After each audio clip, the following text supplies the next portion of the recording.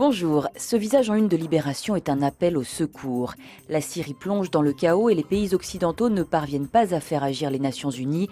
Damas se prépare donc à la guerre. Des barrages armés, voilà tout ce que peuvent voir les habitants dans chaque rue de la capitale. Ils tremblent, ils savent que Bachar al-Assad est prêt à tout pour conserver le pouvoir. Mais la Russie et la Chine n'en ont que faire de leur sort. Elles continuent à brandir leur veto à toute intervention internationale. Pendant ce temps, la répression va donc crescendo, confirme le Figaro.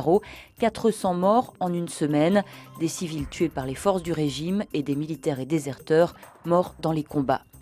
C'est un 1er février comme celui-ci que l'abbé Pierre lança son vibrant appel pour aider les sans-abri et les mal logés. Il faisait froid comme aujourd'hui, et aujourd'hui encore, cette question est loin d'être résolue. La Fondation Abbé Pierre, nous dit Libération, a décidé de présenter un état des lieux ce mercredi de 20 ans de politique de logement, histoire de donner quelques fondements à la campagne présidentielle. Et justement, c'est ce dossier qu'a décidé d'ouvrir le Parisien, qui rappelle que c'est un sujet crucial dont devront débattre les candidats. Le journal esquisse des pistes, parmi lesquelles la modération des loyers.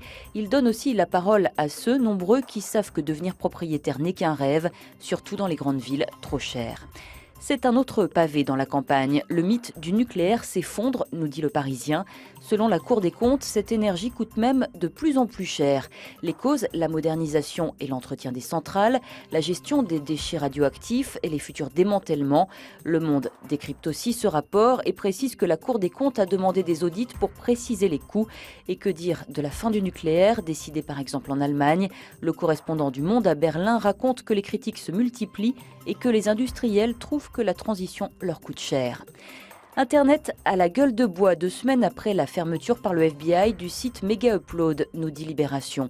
Car au-delà du débat sur le téléchargement, cette disparition a une conséquence plus inattendue. Elle ferme le robinet à toutes sortes de raretés, bijoux musicaux et cinématographiques.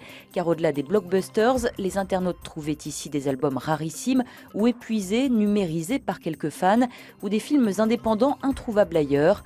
Pour le quotidien, Mega Upload était tout simplement la plus gigantesque médiathèque collaborative du monde. On se quitte avec ce dessin de Plantu dans le Monde. Bonne lecture et à demain.